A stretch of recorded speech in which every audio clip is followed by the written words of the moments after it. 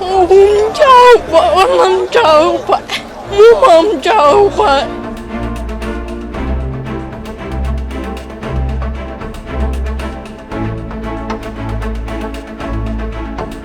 ومواصاة للسيدة زينب شلون هي تعبت، احنا نتعب ولو قليل، هي تعبت أضعاف، احنا عندنا مواقف، عندنا أكيد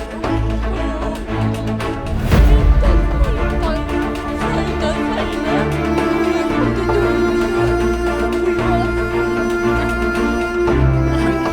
أنا طالبة سادس علمي. أنا أتمنى من سيادة رئيس الوزراء وسيادة وزير التربية إنه ينظر بحالي، وأنا امتحنت بس حقي ما انطوني، حقه ضاع بالتصحيح، ما أقدر أكتب، إنه القلم ما أسيطر عليه، ما خلوا لي أي أحد يكتب مكان.